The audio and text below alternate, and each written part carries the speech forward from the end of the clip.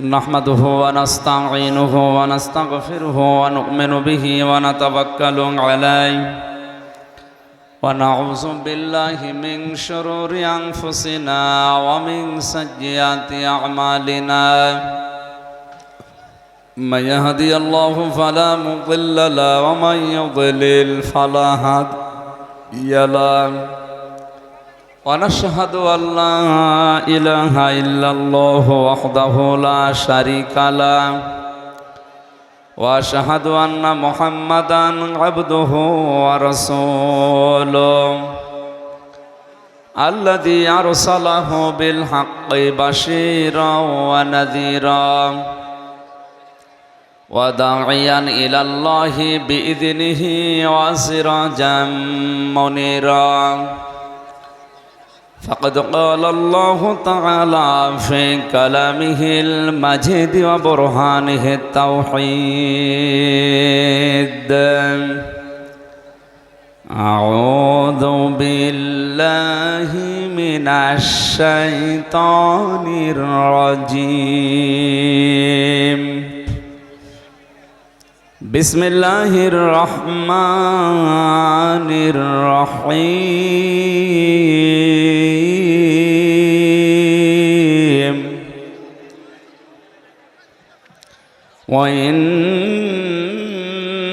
جهنم لموعدهم أجمعين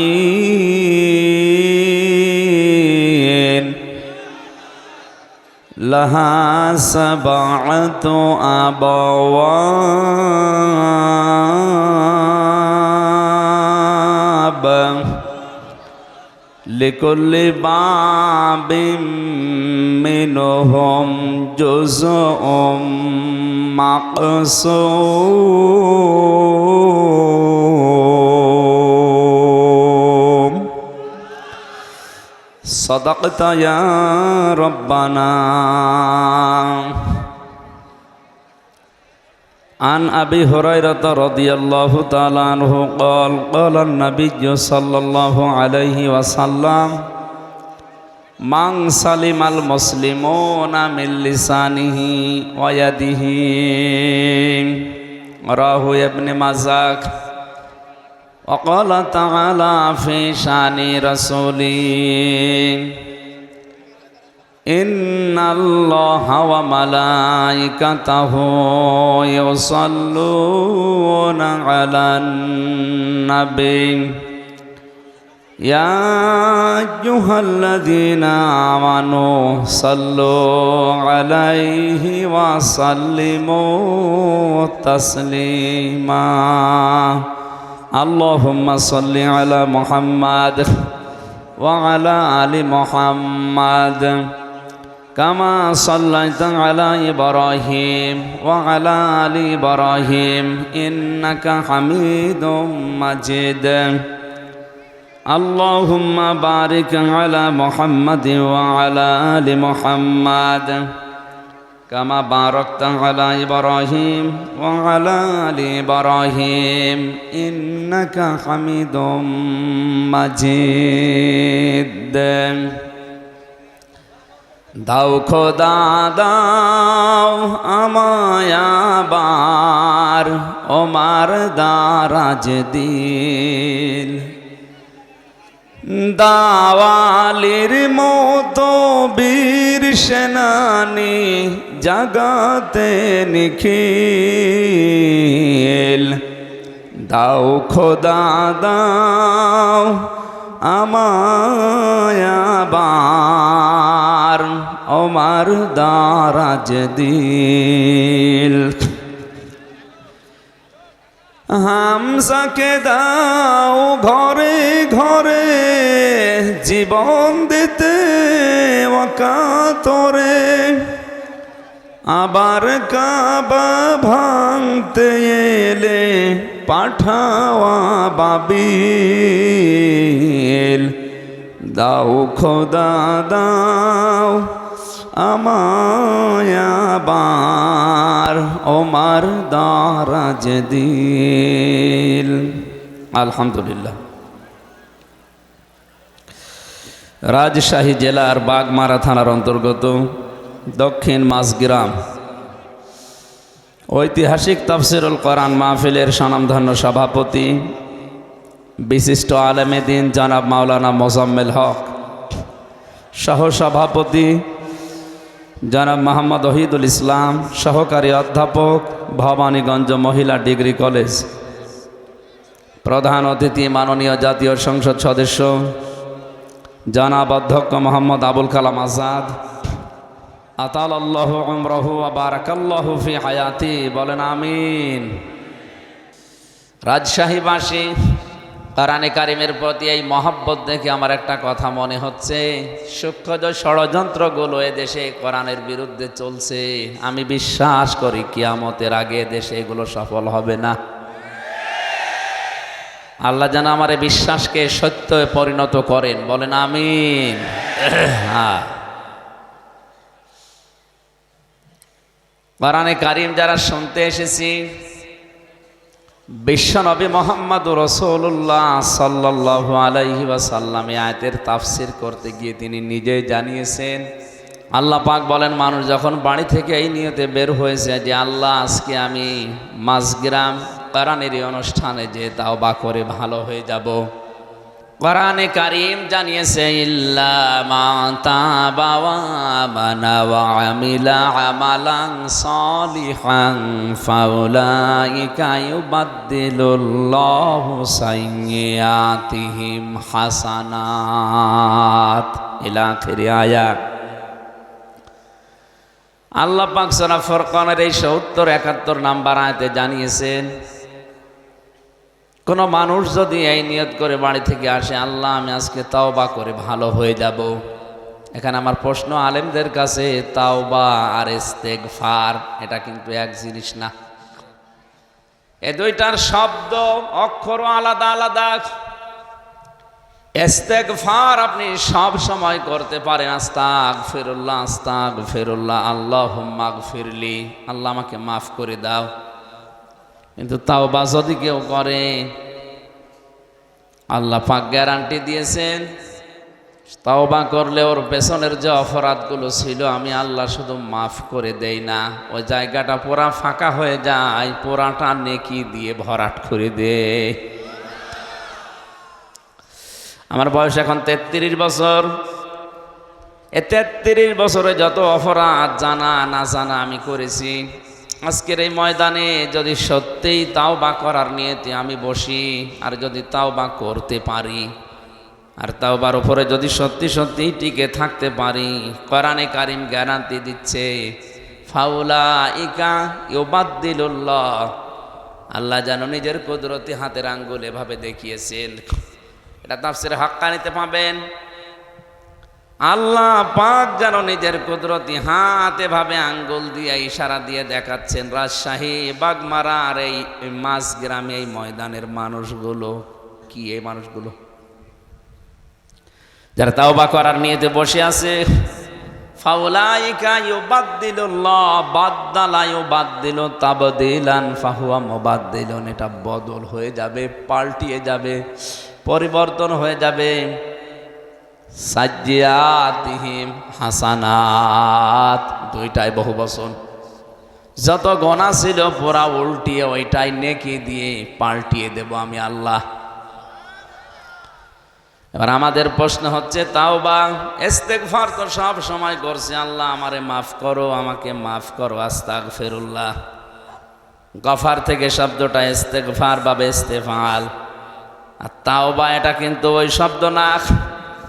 আপনি যদি সত্যি এখানে বসে আজকে তাওবা করার নিয়ত করেন, কত বড় বিশাল একটা বেনিফিট পাওয়া যাচ্ছে।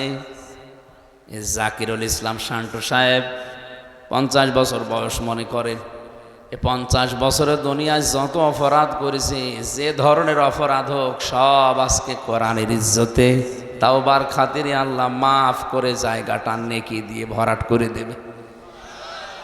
এটা কি এমনি এমনি দেওয়ার কথা? তাওবাটা কি জিনিস? তাহলে আমাদের দেশে বিভিন্ন দরবারে গেলে মানুষকে তাওবা পড়ায় পীর সাহেবরা, যে আস্তাগফিরুল্লাহ রাব্বি মিন কুল্লি যামবি ওয়া আতুবু ইলাইহি, হয়ে গেল না। এটা তাও আবার একটা বাক্য। কোরআনে কারীম জানিয়েছে কোন মানুষ যদি সত্যি তাওবা করে তাহলে তাকে দুইটা শর্ত মানা লাগবে আর একটা সময় মেনটেন করা লাগবে। সূরা জুমার 24 নম্বর পারার 3 নম্বর পৃষ্ঠার 12 নম্বর লাইনের 53 নম্বর আয়াতে আল্লাহ দলিল দিয়েছেন, আমরা তাওবা যদি করতে চাই শর্ত মানা লাগবে কয়টা? আরো জোরে বলেন। সময় একটা। শর্তগুলো কি কি এবার দেখেন তো। এত বড় বিশাল লাভের জিনিস আল্লাহ আমাদেরকে ময়দানে আসার কারণে দিচ্ছে, এটা খেলা করার জন্য না। ওয়ানিবু ইলা রাব্বিকুম ওয়াসলিমু লাহু মিন ক্বাবলি আইয়াতিয়াকুমুল আযাবু সুম্মা লা তুনসারুন। এটা তাফসীরে ফি জিলালিল কোরআনে পাবেন। সাইয়্যিদ কুতুব শহীদ রহমতুল্লাহ আলাইহি তাফসীর করতে গিয়ে লিখেছেন, কোন মানুষ যদি সত্যি তাওবা করে তাকে ফিরে আসা লাগবে 1 নম্বরে আল্লাহর দিকে। কার দিকে? এই শব্দটা শুনতে যত সহজ মনে হচ্ছে, প্র্যাকটিক্যাল লাইফে শব্দটা মিলানো অত সহজ না। কোন মানুষ যদি বলে আল্লাহ আমি তোমার দিকে ফিরে আসলাম, এ কথা বলার কারণে তার জীবনে অনেক কিছু ছাড়া লাগতে পারে। কথার ওজন টের পাচ্ছেন আপনি? না না, কথার ওজন টের পাওয়ার কথা আলেমদের। এ পৃথিবীতে কেউ যদি বলে আল্লাহ আমি তোমার দিকে ফিরে আসলাম, ওর জীবনে বহু জিনিস ছেড়ে দেওয়া লাগতে পারে। হয়তো এতদিন লাল পানি খেয়েছে, অনেক আনন্দে ছিল, ওই লাল পানি ছেড়ে দেওয়া লাগবে না? লাগবে না? এতদিন মেয়ে বউ বেটার বউকে বেপরদায় চালিয়েছে, কেউ যদি বলে আল্লাহ তোমার দিকে ফিরে আসলাম, ওইটাও ছেড়ে দেওয়া লাগবে। আর ওইটা ছেড়ে দেওয়া কি অত সহজ? আপনি যদি আজকে যে বলেন আমি আল্লাহর দিকে ফিরে এসেছি, তওবা করে এসেছি ময়দান থেকে, আর তোমাদেরকে এভাবে রাস্তায় যেতে দেব না, এমনও বউ আছে বলবে তোর ভাত আমি খাবো না। শব্দটা বলা যত সহজ ছিল, প্র্যাকটিক্যালি মিলানো অত সহজ। সূরা বুরুজের তাফসীরে পড়েছিলাম, ওই যে জালিম বাদশার নাম আমরা শুনেছি, তাকে ইউনূস, এই লোকটা জীবন্ত মানুষদেরকে অগ্নিকুণ্ডের ভেতরে যখন ফেলছিলেন, একটা ছোট মাসুম বাচ্চাকে প্রথমে যখন ফেলে দিয়েছে, তার মা কান্নাকাটি করছিল। আগুনের ভেতর থেকে বাচ্চাটা আওয়াজ দিচ্ছে, মা এটা আগুনের কুণ্ডলী না, এটা ফুল বাগান। তুমিও আমার মতো লা ইলাহা ইল্লাল্লাহ শব্দটা উচ্চারণ করে চলে আসো, আমার মতো তুমিও বাগানে থাকতে পারবে। এ দৃশ্য দেখে ওই বাদশার যে মন্ত্রী ছিল, সেও ছিল জালেম। এ দৃশ্য দেখার পরে চিন্তা করছে, প্রচণ্ড অগ্নিকুণ্ডের ভেতরে, এ প্রজ্বলিত আগুনের ভেতরে যদি এ কালিমা পড়ার পরে ফুল বাগান মনে হয়, আমার জীবনের মন্ত্রিত্ব পাওয়ার পরও আমি এরকম বাগান পাইনি। আমি আজকেই তাওবা করলাম, আমি ফিরে আসলাম। বাদশার কানে কথা যাওয়ার সঙ্গে সঙ্গে তার মন্ত্রিত্ব থেকে তাকে বাদ দিয়ে দিয়েছে। এত বড় কঠিন জিনিস হারানোর পরেও কিন্তু সে তাওবা ত্যাগ করেনি। আর আপনি আজকে এখান থেকে আনিবু ইলা রাব্বিকুম, এ শব্দ শোনার পরেই মনে করছেন তো সহজ শব্দ, আল্লাহর দিকে ফিরে আসা, এই আর কি? এই আর কি? আপনি মিলিয়ে দেখেন আপনার জীবনে কত কিছু ছেড়ে দেওয়া লাগতে পারে। 2 নাম্বার শর্তটা আরো কঠিন, আসলিমু লাহু, আত্মসমর্পণ করা লাগবে। এটা শিখিয়েছিলেন আমাদের জাতির পিতা হযরত ইব্রাহিম নবী আলাইহিস সালাম। আত্মসমর্পণ আল্লাহর বিধানের সামনে কি করে করা লাগে, তার জীবনে 50টা পরীক্ষা দিয়ে তিনি আমাদেরকে দেখিয়েছেন। وَإِذِ ابْتَلَى إِبْرَاهِيمَ رَبُّهُ بِكَلِمَاتٍ فَأَتَمَّهُنَّ قَالَ إِنِّي جَاعِلُكَ لِلنَّاسِ إِمَامًا قال ومن ذريتي قال لا ينال عهد الظالمين সূরা বাকারার 124 নম্বর আয়াতে আল্লাহ বলেন, আমি ইব্রাহিমকে পদে পদে পরীক্ষা নিয়েছি জীবনে। এখানে আয়াতে আমার আল্লাহ 50টা পরীক্ষার নাম দিয়েছেন। এটা তাফসিরে ফি জিলালিল কোরআনে পাবেন। প্রতিটি পরীক্ষায় হযরত ইব্রাহিম নবী উত্তীর্ণ হয়েছিলেন। তার ঈমানের যে পরীক্ষা ছিল, ঈমানের পরীক্ষা ছিল 10টা, আমলের পরীক্ষা ছিল 30টা, তার খাসলাত বা অভ্যাসের পরীক্ষা ছিল 10টা। এই 50টা পরীক্ষা পড়া কোরআনে আল্লাহ সাজিয়েছেন। আমি জেলখানায় 3টা বছর বসে বসে মাওলানা মামুনুল হকের সাথে আমি এই বিষয়গুলো শেয়ার করে করে সাবজেক্টগুলো বানিয়েছিলাম। 50টা পরীক্ষা যদি তাফসীর আকারে একটা একটা করে বলা হয় 50 দিন লাগবে, এত কথা আছে। ঈমানের পরীক্ষা মহান আল্লাহ তাকে 10টা নিয়েছিলেন। আমার তো এই বিষয়ে কথা নাই, জন্য আমি শুধু টাচ দেই। আমলের পরীক্ষা নিয়েছিলেন তার জীবনে 30টা। সূরা আহজাবের 34, 35, 35 নাম্বার আয়াতে আল্লাহ এই বিষয়গুলো তুলে ধরেছেন। সূরা তাওবার 111 নাম্বার, 12 নাম্বার আয়াতে এগুলো আল্লাহ তুলে ধরেছেন। সূরা মুমিনুনের 1 থেকে 12 নাম্বার আয়াত পর্যন্ত আল্লাহ এই বিষয়গুলো তুলে ধরেছেন। 30টা পরীক্ষায় তিনি 30টাই পাশ করেন। তার শরীরের ভেতরে স্বভাব সংক্রান্ত কিছু বিষয় আল্লাহ পরীক্ষা নিয়েছিলেন 10টা পরীক্ষায় তিনি উত্তীর্ণ। এই 50টা পরীক্ষায় পাশ করার পরে আল্লাহ তাকে ঘোষণা দিয়ে জানিয়েছেন, তোমাকে আমি মানব জাতির জন্য নেতা ইমাম বানিয়ে দিলাম। হযরত ইব্রাহিম সঙ্গে সঙ্গে বলেছিলেন, আল্লাহ নেতৃত্ব দেওয়ার এই গুণাবলী এটা কি শুধু আমিই পেয়েছি, নাকি আমার সন্তান আদি দুনিয়ায় যারা আসবে তারাও এটা পাবে, যে তারাও নেতৃত্ব দিতে পারবে? ভালো করে শুনবেন। আমার সন্তান আদি যারা আছে তারা কি নেতৃত্ব দিতে পারবে মানব জাতিকে? আল্লাহ পাক সঙ্গে সঙ্গে জবাব দিয়েছিলেন,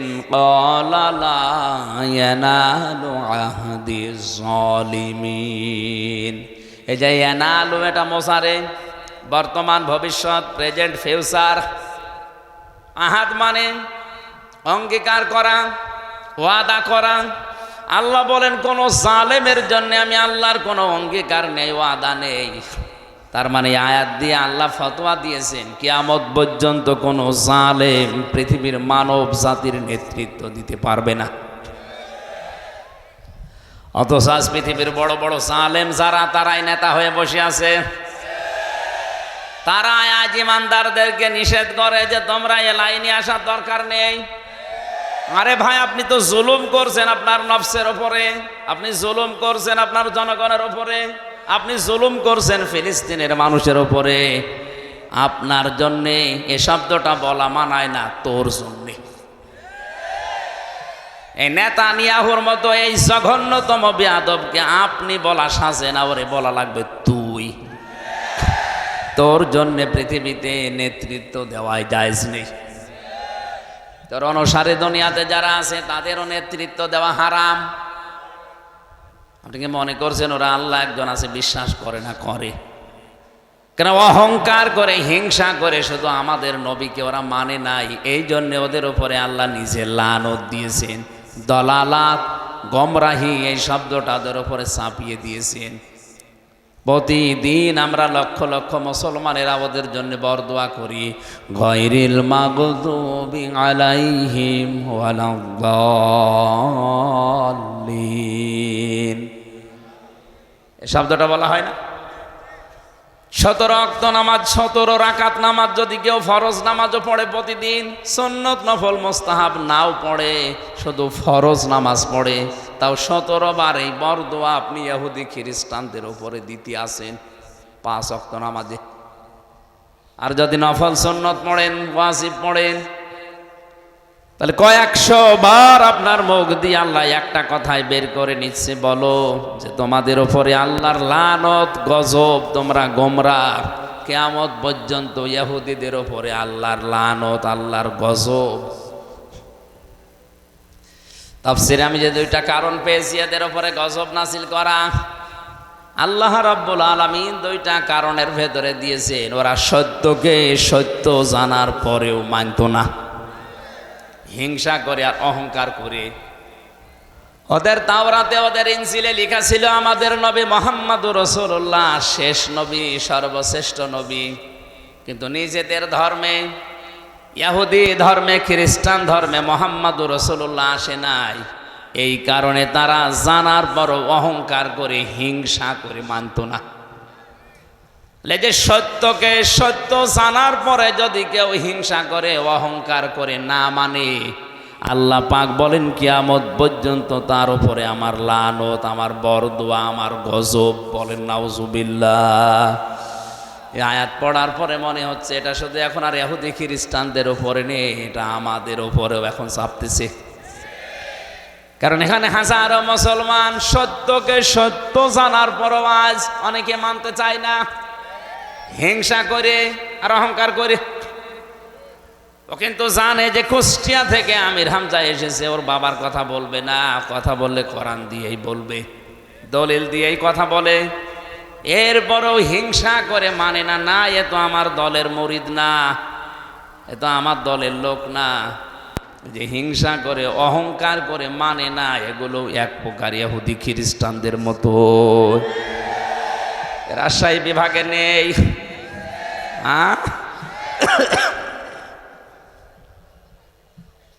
আমি আসলিমর ব্যাখ্যায় ছিলাম। জাতির পিতা ইব্রাহিম আলাইহিস সালাম আসলিমও করেছিলেন যেভাবে। উম্মতি মুহাম্মদি আমরা যারা দাবি করছি যে তাওবা করে ভালো হয়ে যাব, আমরা যদি তার মতো আসলিমও করতে পারি। গাছের মাথায় বসে কোড়াল দিয়ে কাঠ কাটছিলেন। আল্লাহ পাক বলেন আসলিম ইয়া ইব্রাহিম, হে ইব্রাহিম আত্মসমর্পণ করো। গাছের মাথায় বসে প্রশ্ন করেছিলেন কিভাবে, বলেন ওখান থেকে খাতনা করো। ওই যে ইব্রাহিম নবীর স্বভাব সংক্রান্ত যে 10টা বিষয় বলেছিলাম, পরীক্ষা নিয়েছিলেন আল্লাহ, তার ভেতরে খাতনা করা একটা। এটা ইব্রাহিম নবীর সুন্নাহ। তাকে যে 10টা বিষয়ে তার শারীরিক পরীক্ষা আল্লাহ নিয়েছিলেন, তার ভেতরে এই খাতনা করা একটা। গাছের মাথায় বসে কোড়াল দিয়ে কাঠ বাদ দিয়ে খাতনা করে বললেন আসলামতু লিরাব্বিল আলামিন। হে আল্লাহ, আমি আত্মসমর্পণ করলাম তোমার বিধানের সামনে। এখন আমার নিজের বলতে আর কোনো কথা নেই, তোমার কথাই আমার কথা। রাজশাহীবাসী এ শব্দটা আমি যত সহজে বললাম, আপনি নিজের বাস্তব জীবনে এত সহজে কি মিলানো সম্ভব? বলেন। সূরা তাওবাতে পড়েছি আইয়ুহাল্লাযীনা আমানু লা তাত্তাখিযু আবাকুম ওয়া আবনাকুম আউলিয়া ইন ইস্তাহাব্বুল কুফরা আলাল ঈমান ওয়া মান ইয়াতাওয়াল্লাহুম মিনকুম ফাউলাইকা হুমুজ যালিমুন। ওহে যারা বিশ্বাস করো আল্লাহ একজন আছে, কিয়ামত হবে, তারা শোনো, কখনো তোমাদের মা বাবা, তোমাদের সন্তানাদি, স্ত্রী পুত্র, এগুলোকে এরা যদি ইমানের পরিবর্তে কুফরিকে বেশি ভালোবাসে, তাদের সাথে সম্পর্ক রাখা যাবে না। শব্দটা কত কঠিন আপনি জানেন। বদরের ময়দানে পরীক্ষা দিয়েছিল সাহাবায়ে কেরাম এই আয়াতের। হযরতে সিদ্দিকে আকবর রাদিয়াল্লাহু তাআলা আনহুর সন্তান আব্দুল্লাহ যুদ্ধের পরে এসে বলছে, বাবা আমি কিন্তু জিহাদের ময়দানে বদরে তোমারে পেয়েছিলাম, কিন্তু তুমি আমার বাবা, এজন্য আমি কিছু বলি নাই। হযরতে আবু বকর সিদ্দিক ওই সময় বলেছিলেন, সন্তান তুমি আমার যুদ্ধের ময়দানে পাবার পরও সুযোগ পেয়েও কিছু বলো নাই বাবা মনে করি। আল্লাহর কসম করে বলছে, আমি যদি তোমার একবার দেখতে পেতাম আর আমি যদি সুযোগ পেতাম, কসম ওই আল্লাহর তুমি আমার সন্তান, এটা আমার মনে থাকতো না। কারণ আমি কোরআনে কারিমের আয়াত পড়েছি, ইনস্তাহাব্বুল কুফরা আলাল ঈমান। যে সন্তানাদি, যে স্ত্রী, যে ভাই ভগ্গর, যে মা বাবা, এরা যদি আল্লাহ রাসূলের পরিবর্তে ইমানের পরিবর্তে কুফরিকে বেশি ভালোবাসে, তাদের সাথে সম্পর্ক রাখা যাবে না। তারা এই আয়াতটা বাস্তব জীবনে মিলিয়েছিল। আমরা আজ অনেকে মিলাতে পারি না। কোরআনে কারিমের আয়াতগুলো বিশেষ করে মধ্যপ্রাচ্যে যারা আছে মুসলমানেরা, আর আমরা এই বাংলাদেশ, ভারত, পাকিস্তানে যারা আছি, তারা কিন্তু কোরআনের আয়াত একই আছে, বাস্তব প্রেক্ষাপট মিলাতে গিয়ে আমরা আলাদা করে ফেলি। আমি রিমান্ডে থাকাকালীন এক হিন্দু অফিসার, ওর অনেকগুলো আয়াত দেখলাম মুখস্থ আছে। আমার বলছে, হুজুর একটা কথা বলি, আপনি তো মাওলানা মানুষ, আপনি তো বিভিন্ন জায়গায় ওয়াজ করেন। আমি সরকারি কাজে 2 বছর ইয়ামেনে ছিলাম, ওমান। ওখানে থাকাকালীন আমি দেখেছি ওনাদের কোরআনে কারিম হাদিস মেনে নেওয়ার আমাদের কোরআনে কারিম হাদিস মানা, এই 3টা দেশে এক না। আপনি তো হিন্দু, অন্য জাতির লোক, কিভাবে কি বোঝেন? আমি যে দোকানে খাবার খেতাম, দোকানের মালিক বসে আছে, টাকা নিচ্ছে ক্যাশ,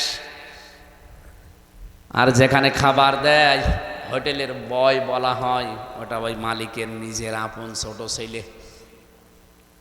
মানুষকে রুটি দেয়, পানি দেয়, এগুলো সব টেনে দেয় তরকারি। ডাক দিয়ে একদিন বললাম, ভাই আপনি এই দোকানের মালিক, এত টাকা পয়সা আপনার, আর আপনার নিজের ছেলে, ওকে মানুষের মতো মানুষ না করে ওরে বড় একটা জায়গায় তুলে না দিয়ে আপনি কি করেছেন? ছেলেকে হোটেলের বয় বানিয়েছেন। একটা কথা হলো, উনি ওনার ভাষা দিয়ে বুঝিয়েছে, ভাই আপনি কোন দেশের মানুষ আমি জানি না, তবে অনেক দিন আপনি আমার হোটেলে খাবার খানের জন্য আপনাকে বলছি, এটা আমার নিজের ছেলে হতে পারে।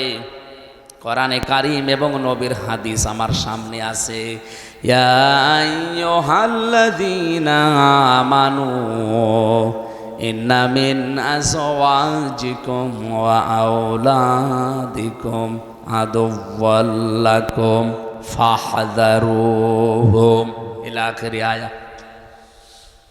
হিন্দু অফিসার আমাকে বলছেন, হুজুর এ দোকানের মালিক আমাকে কোরআনে কারিমের সূরা তাগাবনের এই 14 নম্বর 15 নম্বর আয়াত আমাকে শোনালো। আমারও কোরআনের অনেক আয়াত মুখস্থ আছে, আমি বাংলা সহ মুখস্থ করেছি। আমাকে উনি বোঝাতে চেয়েছে যে আল্লাহ পাক জানিয়েছেন, ইমানদারেরা তোমাদের স্ত্রী সন্তান কখনো কখনো তোমাদের শত্রু হয়ে দেখা দেবে, সুতরাং তাদের থেকে সতর্ক থাকবা। আমার এই সন্তানটাকে আমি যা মনে করি, আপনাকেও আমি একই জিনিস মনে করি, কারণ আল মুসলিম আখুল মুসলিম, মুসলমান মুসলমানের ভাই। আপনি জাতিতে কি আপনাকে তো আমি চিনি না, তো মুসলমান মনে করি বলছি। আমার এই নিজের আপন সন্তানকে আমি যা মনে করি, পৃথিবীর 175 কোটি মুসলমানকে আমি তাই মনে করি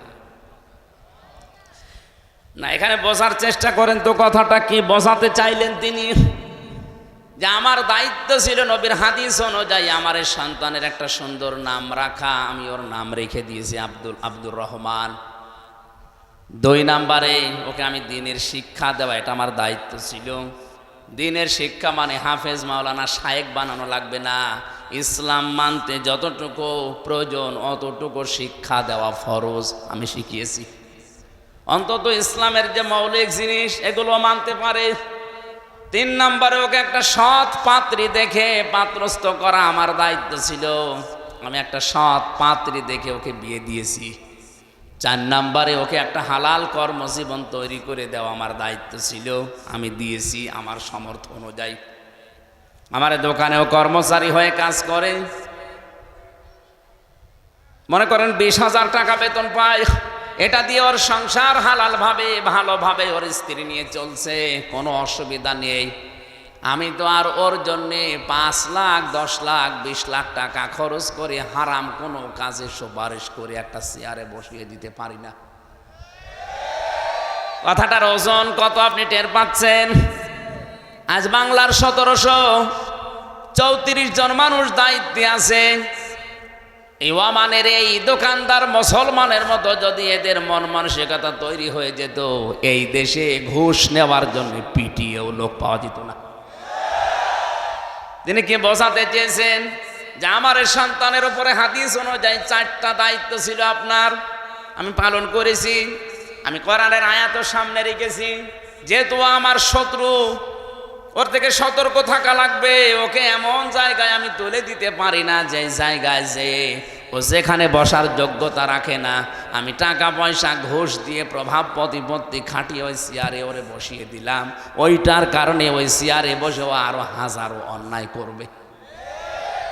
আপনি বলেন তো, এই নিয়মটা বাংলাদেশে এখন কেউ মানছে না। এই জন্য ওনাদের কোরআনে কারিমের আয়াতগুলো মানা আর আমাদের দেশের মানুষের কোরআনের আয়াত মানা একই আয়াত, কিন্তু মেনে নেওয়ার সিস্টেমটা এক না। আজ আমরা এই মন মানসিকতা নিয়ে যদি তৈরি হতে পারতাম যে ঈমান এবং আল্লাহর পরিবর্তে যারা কুফরিকে, শিরিককে, বেদাতকে বেশি ভালো মনে করে, ও আমার সন্তান হলো আমার শত্রু, ও আমার স্ত্রী হলো আমার শত্রু, ওর থেকে আমার সতর্ক থাকা লাগবে। হ্যাঁ, ওর প্রতি আমার যে দায়িত্বগুলো আছে জায়েজ পর্যায়ে আমি জীবন থাকতে পালন করে যাব। ওকে আমার দিনের শিক্ষা দেওয়ার দরকার ছিল, আমি শিক্ষা দিয়ে দিয়েছি। আজকে দুপুরবেলা যেখানে মাহফিল ছিল আমি বলেছিলাম, এদেশে বাংলাদেশে একজনের 4টা ছেলে, সব হায়ার এডুকেটেড, সব উচ্চ শিক্ষিত, আর 2টা মেয়ে। 6 ভাই বোন মিলে বাবার সম্পদগুলো নিজেদের নামে লিখে দিয়ে এই 95 বছর বয়সী এই বৃদ্ধকে পাঠিয়ে দিয়েছে রাস্তায়। যা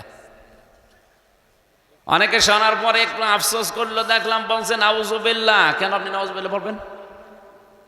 এ দোষ কি শুধুমাত্র ওই 6 ছেলে মেয়ের? ওই মুরব্বীর দোষ নেই? ওর যে 4টা দায়িত্ব ছিল একটাও পালন করে নাই। ছেলে মেয়েদের নাম রাখার ক্ষেত্রেও ও এমন এমন নাম রেখেছে, নামের ভেতরে প্রভাব আছে। নাম রেখে দেয় ডেঞ্জার। ডেঞ্জার মানে কি? অত বড় হয় ভয়ঙ্করই হবে।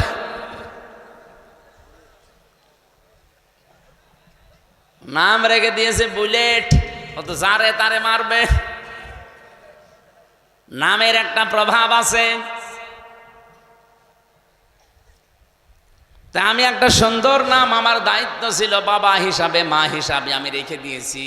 ওকে দিনের শিক্ষা দেওয়ার দরকার, আমি দিয়েছি। ওই বাবাটাকে এমনি আজ 95 বছর বয়সে রাস্তায় ছেড়ে দেয়নি। ও তো কিছুদিন পরে রাস্তায় মরে যাবে, কুকুরে শ্রীগালে টেনে পড়ে থাকবে, টেনে টেনে খাবে।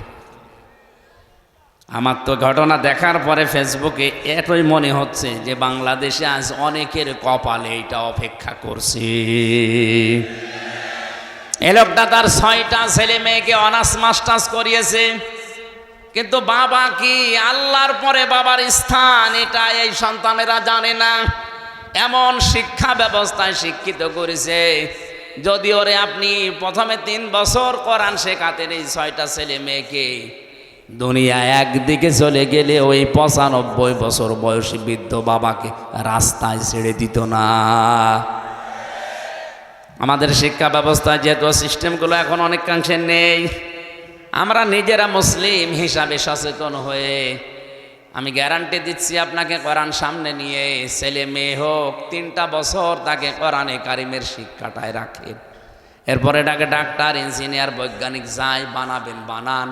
ও যত বড় হবে কোনো দিন ও এইটা ভুলবে না যে আপনি কিন্তু আল্লাহর পরে আপনার স্থান। এখনো পর্যন্ত যদি ওই মুরব্বীর মতো রাস্তায় শেষ বয়সে আসতে না চান, ডেনে পড়ে মরে কুকুরের খাবার হতে না চান, ছেলে মেয়েদেরকে এখনো 3 বছর কোরআনে কারিমের শিক্ষায় অভ্যস্ত করেন। দোকানদার ওনাকে বলছে, ভাই আমি 3 বছর আমার কোরআনে কারিম শিক্ষার যে ব্যবস্থা আমাদের শিক্ষা ব্যবস্থায় ছিল, আমার সন্তানকে আমি শিখিয়েছি। ও ইসলামের মৌলিক বিষয়গুলো এখন জানে, যে 5 ওয়াক্ত নামাজ পড়া লাগে, রোজা রাখার আগে রমজানে সম্পদ এই পরিমাণ থাকলে যাকাত দেওয়া লাগে, এই পরিমাণ সম্পদ থাকলে হজ করা লাগে, আল্লাহর পরে মার বাবার স্থান, এই মৌলিক বিষয়গুলো ওর জানা আছে, আমি ওকে জানিয়ে দিয়েছি। 3 নম্বরে ওকে একটা সৎ পাত্রী দেখে আমি পাত্রস্থ করেছি। বিয়ে দেওয়ার সময় আমি ওর শ্বশুরের কাছ থেকে যৌতুক নেইনি। যে সমস্ত বাবার মারা ছেলে মেয়েকে বিয়ে দেওয়ার সময় যৌতুক নেন, আপনি ছেলেকে মেয়ের বাবার কাছে বিক্রি করে দিয়েছেন। আপনি হয়তো টের পাচ্ছেন না গোপনে কি হয়। যৌতুক নিয়ে যারা বিয়ে করে ওরা সারা জীবন ওই স্ত্রী লোকের কাছে গোলামের মতো থাকে। কিছু হলেই কিন্তু রাতে খোঁটা দেবে। এই কথা বলছেন না কেন? আপনি তো ছেলে বিয়ে দেননি, ছেলেকে আপনি বিক্রি করে দিয়েছেন। আমার ছেলেকে আমি ওই করি নাই, আমার ছেলেকে আমি একটা সৎ পাত্রী দেখে যৌতুক নেইনি, বিয়ে দিয়ে এনেছি। আর আমাদের দেশে যৌতুক নেইও। 4 নাম্বারে ওকে আমি একটা হালাল কর্মজীবন আমার সামর্থ্য অনুযায়ী তৈরি করে দিয়েছি। আজ বাংলার প্রতিটি বাবা, প্রতিটি দায়িত্বশীল যদি এই মনে করে কোরআনের এই আয়াতটা, সূরা তাগাবুনের এই আয়াতটা মেনে নিত, বাংলাদেশে আল্লাহর কসম ঘুষ চলতো না। প্রত্যেকটি মানুষের ভেতরে এই সেন্স থাকতো যে কার জন্য আমি করব। আমার ছেলের জন্যে, আমার গ্রামের ছেলের জন্যে, কুষ্টিয়ার জেলার ছেলের জন্যে, রাজশাহীর ছেলেও তা, কুষ্টিয়ার ছেলেও তা, আমার নিজের আপন ছেলেও তা, সবই আমার কাছে সমান। শত্রু হলে আমার নিজের ছেলেও শত্রু হতে পারে, শত্রু হলেও কুষ্টিয়ার ওই ছেলেও শত্রু হতে পারে। কথা বলেন না কেন? আল্লাহ আমাদেরকে কোরআনের আয়াতটা এইভাবে অনুধাবন করে মানার তৌফিক দান, বলেন আমিন। হযরত ইব্রাহিম নবী আলাইহিস সালাম যেভাবে আত্মসমর্পণ করেছিলেন, সত্যি সত্যি যদি ওভাবে আল্লাহর 500 বিধান আছে কোরআনে, জানার পরে আপনি মাথা নত করে দেন, স্যালেন্ডার করেন, এই 2টা শর্ত মানবেন। কখন? মিন ক্বাবলি আইয়াতিয়াকুমুল আযাবু সুম্মা লা তুনসারুন। আল্লাহ পাক বলেন ওই আযাব আসার পূর্বে তোমার এই 2টা শর্ত মানা লাগবে, যখন তোমাদেরকে আর সাহায্য করা হবে না। রাজশাহীবাসী মন খুলে বলেন, আমাদেরকে সাহায্য করা হবে না কখন? মরণের সময়। কখন? বলেন বলেন। আর মরণ তো আসবে 71 সালে। কখন? 41। এখন বসে আসি, দাঁড়াতেও না পারি। কথা বলেন না কেন? সুতরাং আমাকে শর্ত মেনে নেওয়া লাগবে 2টা, সময় মেনটেন করা লাগবে 1টা। শর্ত তো আমরা কম বেশি জানলাম, অনেকে মেনে নেওয়ার সিদ্ধান্ত হয়তো নিয়েছেন যে আল্লাহর দিকে আমি আজকে ফিরে আসব, আল্লাহর বিধানের সামনে আমি আত্মসমর্পণ করব। এতে যদি অনেক কিছু ছেড়ে দেওয়া লাগে আমি রাজি আছি। ইব্রাহিম নবী ছাড় দিয়েছিলেন না? তার বাবাকে ছেড়ে দিয়েছেন। যখন আগুনে ফেলছিল ওই কঠিন মুহূর্তে তিনি তাকিয়ে দেখলেন যে চড়কা আছে, চড়ক গাছ, এটা তার বাবা পর্যন্ত ধরে ঘোরাচ্ছে। তিনি কেঁদে ফেললেন, ডাক দিয়ে বলে, রব্বুল আলামিন, দুনিয়ায় বিপদে পড়লে মানুষ বাবা আসে সাহায্য করার জন্যে, আর আমি আজকে দেখতে পেলেন আমার বাবা নিজে আমাকে আগুনে ফেলার জন্যে নিজে চড়ক গাছ ধরে ঘোরাচ্ছে। আমার বিশ্বাস হয়ে গেছে আসমান জমিনে তুমি ছাড়া আর কেউ নেই, মাবুদ তুমি আমাকে বাঁচাও। ফেরেশতা এসেছিল, তিনি নেননি। আল্লাহ পাক তার এই ঈমানটা দেখার পরে আগুন পর্যন্ত ফুল বাগান বানিয়ে দিয়েছেন। সালামান শব্দ দিয়ে পুরা আগুনের বাগান, আগুনের কুণ্ডলকে আল্লাহ সালামান দিয়ে বেহেশতের বাগান বানিয়ে দিয়েছেন। আমার রাজশাহীবাসী, আমি আবার বলছি, এই শর্ত 2টা যদি সত্যি আজকের এই ময়দানে এসে আমরা মেনে নেওয়ার সিদ্ধান্ত নিতে পারি, আর সময়টা যদি মেনটেন করতে পারি যে না 41, 71 না, এখনই মরণ এসে যেতে পারে, সুতরাং আমি এখনই পরিবর্তন হয়ে গেলাম। আল্লাহর ঘোষণা মিথ্যা হবে না।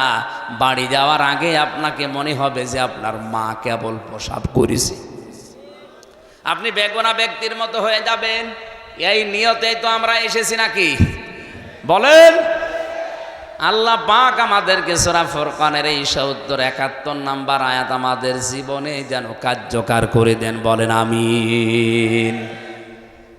দরুদ আর সালাম পড়ে আজকের তেলাওয়াতকৃত আয়াত, গুরুত্বপূর্ণ 2টা আয়াত পড়েছে সূরা হিজর থেকে 43, 44 নাম্বার আয়াত। আমার যতটুকু কোরআনের উপরে আয়াত আছে, আমি যতটুকু তাফসিরে আয়াতের উপরে দেখেছি, আমার তো মনে হচ্ছে এই যে গরমে 1-1.5 ঘন্টা না, কিয়ামত পর্যন্ত আয়াতের কথা বললেও কথা শেষ হবে না। এত কথা আল্লাহ লুকিয়ে রেখেছেন, শুধু টান দিয়ে বের করা লাগবে। আজকে আমরা চেষ্টা চালাবো তাফসির আকারে আবিষ্কার করার, ইনশাআল্লাহ।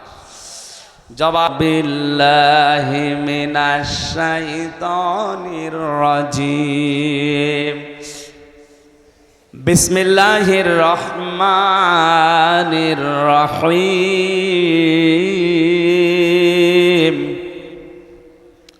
ওয়া ইন্না জাহান্নামা লামাউইদুহুম আজমাইন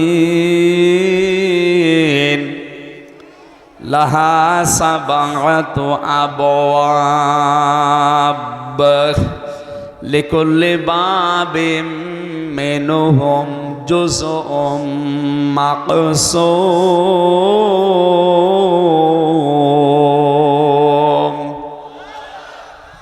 সাদাকাল্লাহুল আযীম। সূরা হিজর। কোন সূরা?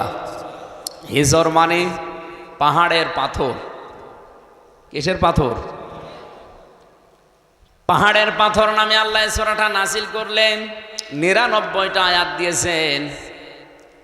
এ সূরার সর্বশেষ আয়াত হচ্ছে আল্লাহ পাক বলেন, ইবাদত করতে থাকবা ওই সময় পর্যন্ত যতক্ষণ তোমার কাছে মরণ না আসে। তার মানে ইবাদত এটা শুধু ২-১ দিন ৫ দিনের ব্যাপার না, মানুষের জীবনে ইবাদত চলবে ওই সময় পর্যন্ত যতক্ষণ পর্যন্ত মরণ না আসে। এখন ইবাদতটা কি? আমরা অনেকে এখানে ধারণা করে রেখে দিয়েছি। এই সূরার সর্বশেষ আয়াত কি? ওয়া'বুদ, তোমরা ইবাদত করো, রব্বাকা, তোমার রবের, হাত্তা, যতক্ষণ, ইয়াতিয়াকাল ইয়াকিন, তোমার কাছে মরণ না আসে। আমি আয়াতের তাফসীর পড়তে গিয়ে কাবীর ফখরুদ্দিন রাজি রহমতুল্লাহ আলাইহির 5টা মন্তব্য পেয়েছি। আমি কি তাফসীর আকারে বলবো না কিচ্ছা বলবো? তাফসীরুল কোরআন মাহফিল আপনি লিখে দিয়েছি, এই জন্যে আমি ওইদিকে যাচ্ছি। যেহেতু ধারণাটা পাল্টাতে হবে ইবাদতের। মানুষ মনেই করে ইবাদত মানে মসজিদে যতক্ষণ নামাজ পড়ি ওইটা ইবাদত, রমজান আসলে যতক্ষণ 11-12 ঘন্টা রোজা রাখি ওইটা ইবাদত, হজ করতে গিয়ে যে 4-5 দিন সময় লাগে ওইটা ইবাদত, যাকাত শুধু বছরে একবার যে কয় মিনিট দিয়েছি ওইটা ইবাদত। কে বলেছে আপনাকে? আল্লাহ পাক বলেন, মরণ যতদিন না আসে ততদিন পর্যন্ত ইবাদত করবা তোমার রবের। তার মানে শব্দ থেকে বোঝা যায় ইবাদত শুধু মসজিদের এই 5 মিনিট 7 মিনিট 10 মিনিট না, রমজানের 11-12 ঘন্টা না, অবশ্যই ইবাদত করা লাগবে আজরাইল আসার আগ পর্যন্ত। এই হিসাবে আমি যে খাবার খাই এটাও ইবাদত। কথা বলেন না কেন? কেউ যদি সকালবেলা উঠে নাস্তা করার সময় বলে বিসমিল্লাহির রহমানির রহিম, এই শব্দ বলার পরে মুখে খাবার দেয়, 8 মিনিট 10 মিনিট 15 মিনিট 20 মিনিট ধরে যদি রুটি খায়, খাবার খায়, পুরা খাবারটাই হয়ে যাবে ইবাদত। খাবার খাওয়ার পরে টয়লেটের প্রয়োজন দেখা দেয়, টয়লেটে প্রবেশ করার সময় যদি কেউ বাম পা দিয়ে প্রবেশ করে বলে আল্লাহুম্মা ইন্নী আউযু বিকা মিনাল খুবুসি ওয়াল খাবাইস, হে আল্লাহ আমি যত দুষ্ট জিন আছে, সে নারী জিন হোক পুরুষ জিন হোক, তাদের থেকে তোমার কাছে আশ্রয় চাই। এই শব্দটা বলার পরে যখন মানুষ টয়লেটে বসে তখন শয়তানের চোখের উপরে পর্দা পড়ে যায়। এখানে কত হাজার হাজার মুসলমান আছে এই শব্দটা বলে টয়লেটে বসবে, এইটাও বলে না, ও জানেও না। শয়তান কিন্তু জান্নাত থেকে আদম হাওয়াকে বের করে দেবে, এটা তার টার্গেট ছিল না। প্রথমে ওর প্রথম টার্গেট ছিল আদম হাওয়াকে আমি কি করে উলঙ্গ অবস্থায় লজ্জা স্থান দেখব। এই জন্য এই শব্দটাকে নবীজি আমাদের শিখিয়েছেন, শয়তান যেন তোমাদের লজ্জা স্থান থেকে আনন্দ করতে না পারে। আজ যারা নিজেদের শরীরকে উন্মুক্ত করে গোপন অঙ্গগুলো মানুষকে দেখি আনন্দ পায়, বুঝবেন ওইটার ভেতরে আর শয়তানের ভেতরে কোনো পার্থক্য নেই। আমরা বাংলাদেশ সহ একটা বিশ্বে একটা প্রাণী দেখি, কুকুর, 1-1.5 হাত লেজ। কথা বলে না কেন? অথচ লেজটা পুরো উল্টো করে দেখিয়ে মানুষকে বলে যা দেখবি দেখ। ও কিন্তু ঢেকে রাখলে রাখতে পারে, এ কথা বলছে না কেন? ও ঢেকে রাখলে রাখতে পারে, লজ্জা স্থান উন্মুক্ত করে মানুষকে দেখে আরো আনন্দ পাচ্ছে। আজ যারা নিজেদের গোপন অঙ্গকে যে সমস্ত বিষয়গুলো ঢেকে রাখা দরকার ছিল, এগুলো যারা জনগণকে দেখিয়ে উন্মুক্ত করে আরো আনন্দ উল্লাস করে, বুঝবেন এইটা আর কুকুর সমান।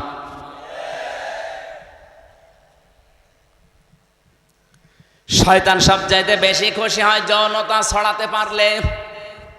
যখন দেখে মানুষ উলঙ্গ অর্ধ উলঙ্গ হয়ে রাস্তাঘাটে আসে, শয়তান তখন তাকে জাল হিসাবে ব্যবহার করে। তাহলে যে সমস্ত মহিলারা বেপরদায় রাস্তায় আসে, বুঝবেন ওটা মহিলা না, ওইটা শয়তানের জাল। এ রাজশাহী নেই।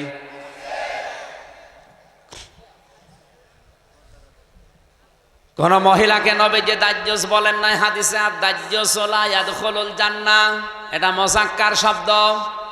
ওই পুরুষ মানুষ দাজ্জুস যার মেয়ে পর্দার ভেতরে কন্ট্রোলে থাকে না, যার স্ত্রী পর্দার ভেতরে কন্ট্রোলে থাকে না, যার বোন পর্দার ভেতরে কন্ট্রোলে থাকে না, যার মা পর্দার ভেতরে কন্ট্রোলে থাকে না, নবীজি ওই পুরুষকে বলেছেন দাজ্জুস, ওর জন্য জান্নাত হারাম। এ হাদিস অনুযায়ী বাংলাদেশে কত মানুষের ওপরে জান্নাতে যাওয়া নিষিদ্ধ, আপনি চিন্তা করে দেখেন। আজকে থেকে আমলটা আমরা ইবাদতটা আরম্ভ করব। টয়লেটে যদি 8 মিনিট 10 মিনিট আপনি সময় ব্যয় করেন, এই দোয়াটা পড়ে বসার সঙ্গে সঙ্গে ইবাদত আরম্ভ হয়ে যায়। বলেন ওইটাও আবার ইবাদত? হ্যাঁ, ওইটাও ইবাদত। ওখান থেকে যখন ডান পা দিয়ে আপনি বের হয়ে বলেন গফরানাক, কি বলেন? কেন বলেন বলেন তো? এই কথাগুলো ভালো করে বলুন। কেন আপনি 8-10 মিনিট 15 মিনিট টয়লেটে বসে থাকার পরে ডান পা দিয়ে বের হওয়ার সময় গফরানাকা বলেন? আল্লাহকে বলতে চান, মাবুদ আমি এই 10 মিনিট পর্যন্ত তোমার জিকিরের, তোমার তাওবার, তোমার ক্ষমার বাইরে ছিলাম, আমি পড়তে পারি নাই। এই জন্য বের হওয়ার পরে আমি তোমার কাছে বলছি গফরানাকা, আমাকে আগে মাফ করে দাও। আলহামদুলিল্লাহিল্লাযী, সব প্রশংসায় তোমার। আযহাবা আন্নিল মাযা ওয়াফানি, প্রশংসা এই জন্যে করছি যে তুমি আমার পেট থেকে গান্ধা জিনিসগুলো বের করে দিয়ে, এই কষ্টদায়ক বিষয়গুলো বের করে দিয়ে তুমি আমাকে নিরাপত্তা দিলে, স্বস্তি দিলে, শান্তি দিলে। এই শব্দটা শুধু বলা না, বাস্তবে যদি আমার আল্লাহ সত্যি এটা বন্ধ করে দিত, টয়লেট যদি কারো বন্ধ হয়ে যায়, প্রসাব যদি বন্ধ হয়ে যায়, ডাক্তার আছে, আমারও কয়েকদিন আগে চট্টগ্রামে থাকাকালীন বন্ধ হয়ে গিয়েছিল প্রসাব। ডাক্তারকে দেখানোর পরে আমারে বলছে 12,000 টাকা খরচ হবে এটা আবার চালু করার জন্য।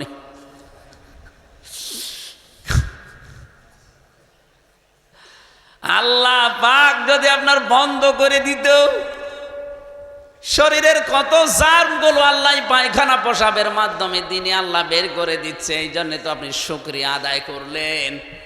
এই যে যতক্ষণ থাকলেন পুরো 8-10 মিনিট আপনার ইবাদত হিসাবে গণ্য হয়ে গেছে। বলেন সুবহানাল্লাহ। এবার আমার আসল কথা, এই খারাপ খেয়াল করেন। এই যে 7-8 মিনিট আমি যাই বললাম টয়লেট নিয়ে যাওয়া আসা, এই ইবাদতটা নিয়ে অনেকেই কিন্তু আনন্দে আছে যে না অসুবিধা নেই, এ তো ভালো কথাই বলছে। আরে ভাই, 8-10 মিনিট টয়লেটে থাকা যদি ইবাদত হয়, বিশ্বনবী যে 10 বছর কোরআন দিয়ে রাষ্ট্র চালালেন, এটা ইবাদত না? এটা শুনলে আপনার গায়ে জ্বালা করে। তাহলে আমি কি খালি টয়লেটের ওয়াজ করব? টয়লেটের আদব কায়দা, এই কথাগুলো শুনলে খুব ভালো লাগছে। হুজুর আরো বলেন 10 মিনিট ধরে। 10 মিনিটে যদি আপনি এন আনন্দ পান, 10 বছরে আপনার আনন্দ আরো বেশি পাওয়া দরকার। ওই আনন্দটা আমরা দুনিয়ার বিষয় মনে করে ছেড়ে দিয়েছি। এই জন্য আজ তামাম দুনিয়ার মুসলমানেরা জুলুমের শিকার। কথা কত দূর গেল আপনি মনে হয় টের পাননি? টের পেয়েছেন? সুতরাং ইবাদত শুধু টয়লেট না, ইবাদত শুধু প্রসাব পায়খানা না, ইবাদত এই পৃথিবীকে কোরআন দিয়ে চালানো ইবাদত। যতদিন আজরাইল না আসে এই দায়িত্ব আমাকে পালন করতেই হবে, পালন করাই লাগবে। এই সূরার মূল কথা, শেষের কথা এইটাই ছিল। আমি পড়েছি 43 আর 44 নাম্বার আয়াত। এর উপর প্রথম থেকে আল্লাহ আলোচনা করেছেন আদম আর হাওয়াকে নিয়ে, তাদেরকে বানানো, তাদেরকে সেজদা দেওয়া, তাদেরকে কিছু শেখানো, এই সমস্ত কথাগুলো ছিল। আল্লামা আদম আল আসমা কুল্লাহা সুম্মা আরাদাহুম, এই আয়াতের ব্যাখ্যায় আমরা অনেকেই মনে করি আদম এবং হাওয়াকে মহান আল্লাহ পাক শুধু নাম শিখিয়েছিলেন আদমকে, এই কচু আলু পটল ঝিঙা না, ওনাকে যত গুরুত্বপূর্ণ বিষয় দুনিয়াতে আছে সব ন্যায় এবং অন্যায়ের মৌলিক বিষয়গুলো একটা ক্লাসে আল্লাহ তাকে শিখিয়েছিলেন। আসমা এসএমের বহু বছর, এর ভেতরে তাফসিরের ভেতরে আমি পেয়েছি পৃথিবীতে যত ন্যায় এবং অন্যায় এর মৌলিক বিষয় যত বিবেক কাজ করে সব ওই ক্লাসে আল্লাহ আদমকে শিখিয়েছিলেন। কারণ ক্লাস নিয়েছে সরাসরি কে? আর ছাত্রকে আদম নবী। জায়গা কোনটা? আপনি কি একটু চিন্তা করতে পারেন, যিনি ক্লাস নিচ্ছেন তিনি সরাসরি আল্লাহ, যিনি ক্লাস করছেন তিনি সাধারণ মানুষ না, তিনি নবী। আর যে জায়গায় ক্লাস হচ্ছে এটা রাজশাহী ভার্সিটি না, কোন জায়গা? এত বড় একটা গুরুত্বপূর্ণ ক্লাসে আলু পটল ঝিঙা এইটা শেখাবে আপনার মনে হয়? ওগুলো তো এমনি শেখানো যায়। উনি শিখিয়েছিলেন এইটা মানব জীবনের ন্যায় কি অন্যায় কি এইগুলো আল্লাহ ওই ক্লাসে শিখিয়েছিলেন। এই জন্যে বাবার পক্ষ থেকে আমরা ওইটা অটোমেটিক পেয়ে গেছি। ন্যায় কোনটা অন্যায় কোনটা এটা আমরা এমনিতেই জন্মগতভাবে বুঝি, কারণ ওই বাবার পক্ষ থেকে পেয়েছি। এই কথাগুলো প্রথম দিক থেকে রুকুর প্রথমে ছিল। আল্লাহ রাব্বুল আলামিন শেষ পর্যন্ত আদম আলাইহিস সালামকে জানিয়ে দিলেন, হে আদম, তোমাকে আমি পাঠিয়ে দিলাম তোমার স্ত্রী এবং ওই শয়তানকে সাথে দিয়ে, সাথে পাঠালাম আমার হেদায়াত, আমার পথ নির্দেশিকা। যদি মেনে আসতে পারো যেখান থেকে পাঠিয়ে দিলাম আবার এই জায়গায় ফিরিয়ে নিয়ে আসবো। আর যদি মেনে নিয়ে আসতে না পারো, ওয়া ইন্না জাহান্নামা লামাউইদুহুম আজমাইন, যারা মানবে না তাদেরকে ওই শয়তানের সাথে একত্রিত অবস্থায় জাহান্নামে পাঠাবো। কোন জায়গায়? বলেন বলেন। এবার আলোচনা শুরু করছে আয়াত থেকে। আল্লাহ রাব্বুল আলামিন যে হেদায়েত বাণী পাঠিয়েছেন যুগে যুগে, তার সর্বশেষ হেদায়েতের নাম হচ্ছে কোরআনে কারীম। হুদাল লিন্নাস, হাদা বায়ানুল লিন্নাস। এই কোরআনে কারীম থাকার পরেও যারা আল্লাহর বিধানগুলো মেনে চলতে পারে না, ব্যর্থ হয়, ওই মানুষগুলোকে আল্লাহ শয়তানের সাথে জাহান্নামে একত্রিত করবেন। এই জন্য আজমাইন বহু বচন দিয়েছেন। যে জাহান্নামে আল্লাহ প্রবেশ করাবেন ওই জাহান্নামের বর্ণনা এবার দিচ্ছেন। লাহা সাবাতু আবওয়াব, এই হার মারজা ওই জাহান্নামের দিকে, কারণ আয়াত শুরু হয়েছে জাহান্নাম দিয়ে। আল্লাহ বলেন এই জাহান্নামের দরজা 7টা। জাহান্নামের দরজা কয়টা? সারা জীবন আমরা এখানে অনেকেই পড়েছি জাহান্নাম 7টা, জান্নাত 8টা। কোন জায়গায় পেয়েছেন আপনি?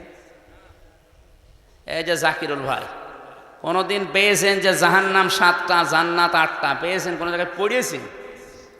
শুনেছেন শুধু। কোরআনে কারিমে সূরা হিজরের 44 নম্বর আয়াতে আল্লাহ দলিল দিচ্ছেন জাহান্নাম একটা, তার দরজা 7টা, জান্নাত একটা, দরজা 100টার উপরে। আমরা হয়তো 8টা বেশি জানি তাই বলি, আমরা 7টা বেশি জানি তাই বলি এগুলো, কিন্তু জাহান্নামের স্তরও অনেকগুলো আছে। এই আয়াতের ভেতর আল্লাহ 7টার বর্ণনা দিচ্ছেন। লাহা সাবাতু, সাবাতু মানে কি? 7। বাবের বহু বচন আবওয়াব, জাহান্নামের দরজা 7টা। লিকুল্লি বাবিম মিনহুম জুজউম মাকসুম, দুনিয়াতে যে যে ধরনের অপরাধ করবে আল্লাহ তাকে ওই দরজা দিয়ে প্রবেশ করিয়ে শাস্তি দেবে। প্রত্যেকের জন্য আলাদা আলাদা দরজা আছে। এখানে আমি প্রাইমারি স্কুল না কি যেন দেখলাম, তাহলে 1 থেকে 5 পর্যন্ত এই প্রাইমারিতে পড়াই, এর আলাদা আলাদা ক্লাসরুম আছে না? কথা বলেন। যে যেই শ্রেণীতে পড়বে ওই দরজা দিয়ে সে প্রবেশ করবে। ক্লাস 1-এ পড়ে 5-এ যে ক্লাস করতে পারবে, তো 5-এ উঠতে হলো এখনো 5 বছর পড়া লাগবে। এখানে স্কুল কয়টা আছে বলেন তো? বলেন বলেন। ক্লাসরুম। আল্লাহ পাক বলেন জাহান্নামও একটা, এর দরজা 7টা। লিকুল্লি বাবিম মিনহুম জুজউম মাকসুম, দুনিয়াতে যে যে ধরনের অপরাধ করছেন তাকে আল্লাহ ওই দরজা দিয়ে প্রবেশ করিয়ে ওই রকম শাস্তি দেবে। এখন কোন দরজা দিয়ে প্রবেশ করলে কিরকম শাস্তি হয় এটা আজকে কোরআনে কারিম থেকে জেনে যদি দেখি আমি এই দরজায় যাওয়ার উপক্রম হয়ে গেছে, আমি এই দরজা দিয়ে প্রবেশ করার উপযুক্ত, তাহলে এখনো তো তওবা করার সময় আছে। ওই কাজগুলো ছেড়ে দিয়ে জান্নাতের যে 100টা দরজা আছে, স্তর আছে, যে কোনো এক দরজায় দিয়ে একটু দাঁড়াই। এক কথা বলে না কেন? এবার আসেন তো একটা একটা করে আমরা দরজাগুলো দেখি। যত কঠিন দরজা আমি কোরআনে পেয়েছি, সব চাইতে বড় কঠিন দরজার নাম হচ্ছে হুতমা। নাম কি? আরো জোরে বলেন। এটা তো মারাত্মক দরজা। এ দরজা দিয়ে প্রবেশ করার পরে যে ঘরের ভেতরে জাহান্নামের ভেতরে আগুন আছে, এটা সাধারণ না, নারুল্লাহিল মুকদা। আল্লাহ পাক বলেন এই দরজা দিয়ে যাদেরকে প্রবেশ করাবো, এই দরজার ভেতরে যে আগুন আছে ঘরে, এই জাহান্নামের আগুনটা আমি নিজে জ্বালিয়েছি। আল্লাতি তাত্তালিউ আলাল আফিদা। এই আগুনের বৈশিষ্ট্য হচ্ছে গুণাগুণ হচ্ছে দুনিয়ার আগুন কোনো জায়গায় লাগলে ওই জায়গা পুড়ে যায়, আর জাহান্নামে হুতমার এ দরজা দিয়ে প্রবেশ করে যে আগুন পাবেন, ওইটা যেখানেই লাগবে আগে কলিজা পুড়ে যাবে। রাজশাহীবাসী কথাটা কত মারাত্মক কথা। শরীরে রাখলে শরীর পড়বে না, আগে কলিজা পড়বে। এখন এই মারাত্মক ভয়ঙ্কর জাহান্নামের এই দরজা দিয়ে প্রবেশ করবে কারা? মানুষ হত্যা করেছে যারা, জেনা করেছে যারা, না, একেবারে ছোট ছোট অপরাধের কথা আল্লাহ দিয়েছে, যেটাকে আমরা গোনায় মনে করি না। এখন দেখেন তো আমাদের ভেতরে এটা আছে কিনা। আমি কথা কি বোঝাতে পারছি? এক কথা বুঝতেছেন? প্রথম নম্বর দরজার নাম হুতমা। এখানে যাবে কারা? ওয়াইলুল কুল্লি হুমাযাতিল লুমাযা। যারা সামনে পেছনে মানুষের নিন্দা করে, বদনাম করে। এখন বলেন বাংলাদেশে এই দোষে দোষী মানুষ নেই? সামনে পেছনে মানুষের যারা বদনাম করে বেড়ায়, মানুষের নামে আন্দাজে দোষ দেয়, যে খারাপ ধারণা করে একজনের প্রতি, এটা যে কত বড় ভয়ঙ্কর অপরাধ। এই অপরাধটা বাংলাদেশে যদি না থাকতো, আমার তো মনে হয় হাজারো মানুষ জুলুম থেকে বেঁচে যেত। আমার জীবনে যে 3টা বছর কেটে গেল জেলখানায়, আমারও তো ধারণার উপরেই, কিচ্ছু জানি না ও বিষয়ে, আন্দাজে বলছে তুমি এটা করতে পারো, তোমার কথা শুনে এরকম করেছে, এই ধারণা করে আমার আপনি খাটালেন, অথচ আমি কিছুই জানি না ও বিষয়ে। শুধু আমি একা না, হাজারো মানুষ আজ এই ধারণার বশবর্তী হয়ে মিথ্যা অভিযোগে অভিযুক্ত হয়ে অনেকেই বিভিন্ন জেলখানায় আছে।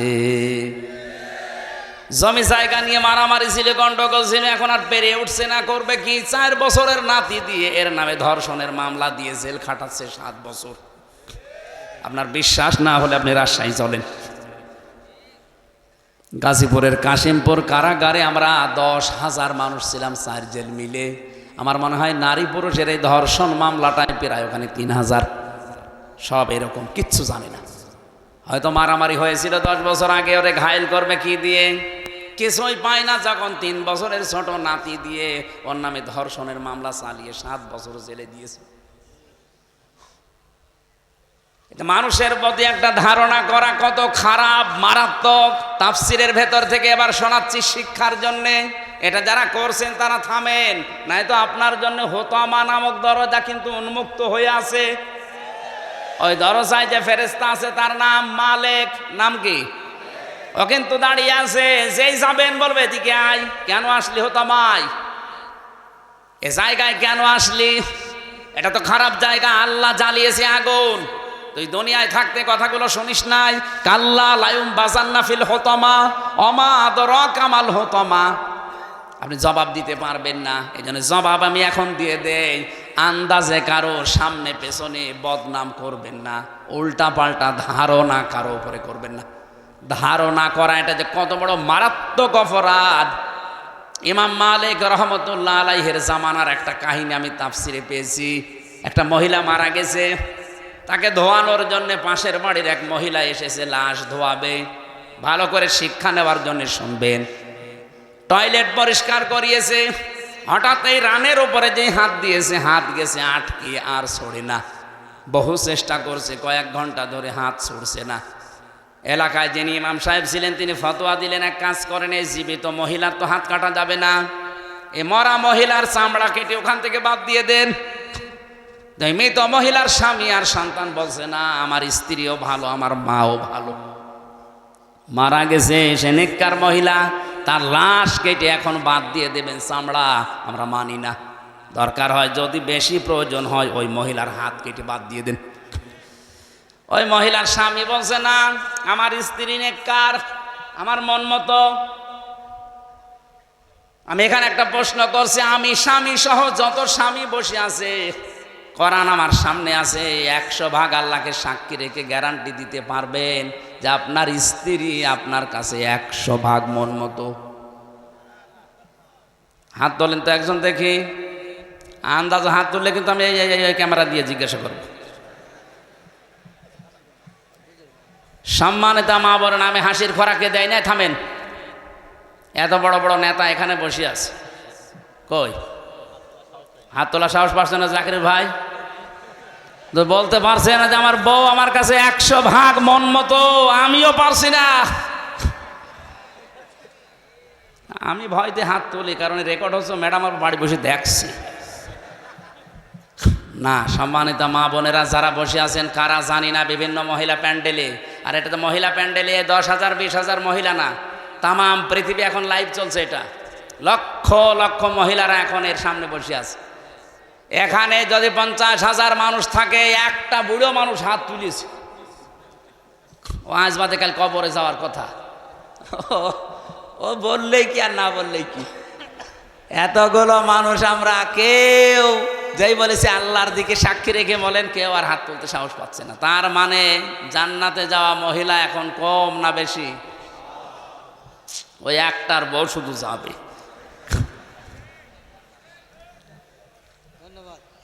আলহামদুলিল্লাহ, যাক, বুড়ো মানুষ হলো ভালো। আপনার বউর জন্য আমরা দোয়া করব। আপনি হাসতেছেন, বলেন তো, একটা মানুষ বাদ দিয়ে কেউ সাহস পাইল না।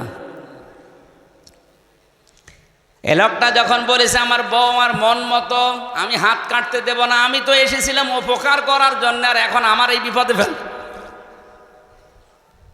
তখন বলছে, ঠিক আছে, এভাবে থাকো, পোশাক পায়খানা তো প্রয়োজন হয়েছে এই মহিলার, কিন্তু হাত তো ছড়ে না, কি করবে? শেষে ওই দেশের প্রধান বিচারপতি ছিলেন ইমাম মালিক রহমতুল্লাহ আলাইহি, মদিনায় তিনি বাস করেন। ঘোড়ায় নিয়ে তাকিয়ে, ঘোড়ায় চড়িয়ে নিয়ে আসা হচ্ছে। এই মহিলার কাছে পর্দা দিয়ে ঘিরে দিয়ে প্রশ্ন করছে ইমাম মালিক, আল্লাহর বান্দি, কি কি হয়েছে সঠিকভাবে বলবা, মিথ্যা কথার আশ্রয় নিলে কিন্তু আমি ধরে ফেলবো। ঘোড়া থেকে প্রথম থেকে একটা একটা করে বলছে, আমি এই করেছিলাম, আমি তো আপন মনে এসে লাশ ধোয়ানোর জন্য প্রসাব পায়খানা পরিষ্কার করিয়ে শুধু রানের উপরে হাত দিয়েছি, আর হাতটা আটকিয়ে গেছে। ইমাম মালিক বলছে, না, আমার একটা কথা কেমন যেন ছাড় ছাড় মনে হচ্ছে। আর একটা কথা এর ভেতরে আছে গোপন, সত্যি করে বলো কি? আমার কাছে কিন্তু কোরআন আর হাদিসের রাডার আছে, আমি ধরে ফেলবো। ধমক দেওয়ার পরে মেয়েটা বলছে, ইমাম, আমি যখন লাশ ধোয়াতে চাচ্ছিলাম, প্রসাব পায়খানা পরিষ্কার করিয়ে যখন রানের ওপরে হাত দিয়েছি, ওই সময় এই মহিলার প্রতি একটা খারাপ ধারণা নিক্ষেপ করেছিলাম। ওকে মনে মনে বলেছিলাম, কাউকে আমি শোনাইনি, মনে মনে আমি বলেছিলাম, তুমি তো উপরে ফিটফাট, কিন্তু ভেতরে তোমার তো সদরঘাট। কারণ হচ্ছে, এই তোমার বাড়িতে আমি একটা পুরুষ মানুষকে একদিন প্রবেশ করতে দেখেছিলাম, পরবর্তীতে জানতে পারলাম ওইটা আসলেই ওর আপন নিজের বড় ভাইয়ের ছেলে। বলেন তো, ভাইয়ের ছেলে ওই মেয়েটার সম্পর্কে কি হয়? ফুফু। কি হয়? ফুফু বোঝেন? 14 জন মহিলার সাথে, 14 জন পুরুষের সাথে একজন মহিলার দেখা করা যায় যাচ্ছে কয়জন? তার ভেতরে ভাইয়ের ছেলে নেই। এই কথা বুঝতেছেন?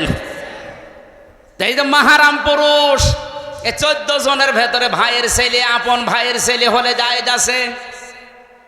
অথচ সেটা আমি না জেনে খারাপ মন্তব্যর উপরে নিক্ষেপ করেছিলাম।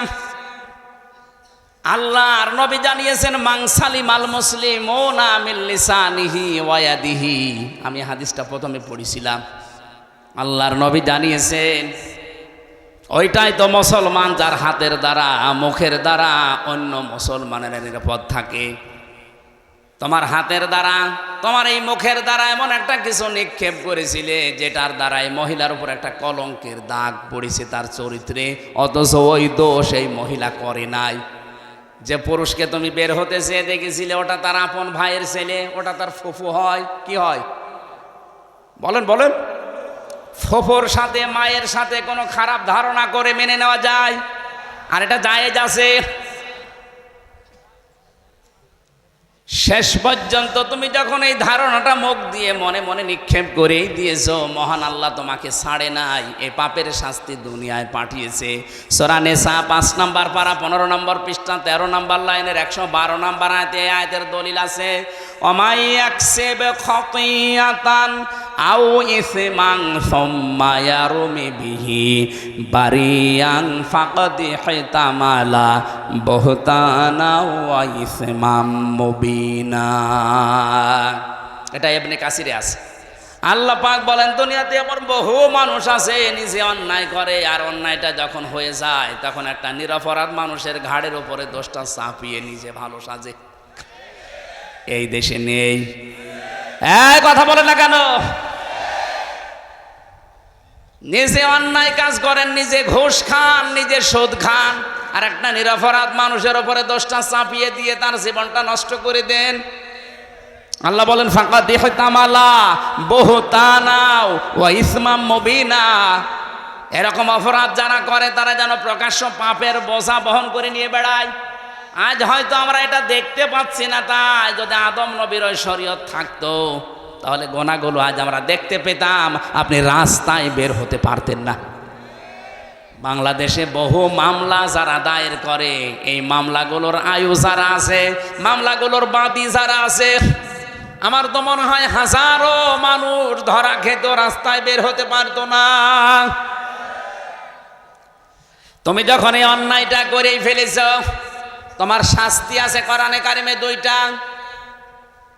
ওয়াল্লাযীনা ইয়ারমুনাল মুহসানাতি সুম্মা লাম ইয়াতু বিআরবা'তি শুহাদা ফাজলিদুহুম 80 ওয়ালা তাকবালু লাহুম শাহাদাতান আবাদা ইলা আখির আয়া। সূরা নূরের 4 নম্বর আয়াতটা তিনি তেলাওয়াত করলেন। উপস্থিত স্বামী 2 জন আছে, ওর স্বামী আর মৃত মহিলার স্বামী, 2 জনকে বললেন আমি প্রধান বিচারপতি এই দেশের, কোরআনে কারিম দিয়ে রায় দিয়ে দিলাম, এই মহিলা যদি নিরপরাধ কোনো নেককার মহিলার উপরে জেনার তহমত, ধর্ষণের তহমত, ব্যভিচারের তহমত লাগায়, আর যদি 4 জন সাক্ষী জোগাড় করতে না পারে, তাহলে তার প্রথম শাস্তি 80টা বেত মারা। 2 নাম্বার, কোনো দিন তার সাক্ষী আর কবুল হবে না, আদালতে গ্রহণ করা হবে না। সাক্ষী নেই তাহলে 80টা বেত মারা লাগবে এখন, আর জীবনে বেঁচে থাকতে ওর সাক্ষী আর আদালতে গ্রহণ হবে না। এই আয়াতটা যদি আজ বাংলাদেশের সংসদে 53 বছর আগে কায়েম থাকতো, এই কথা বলছেন, কত মানুষের সাক্ষী এমনি বাতিল হয়ে যেত।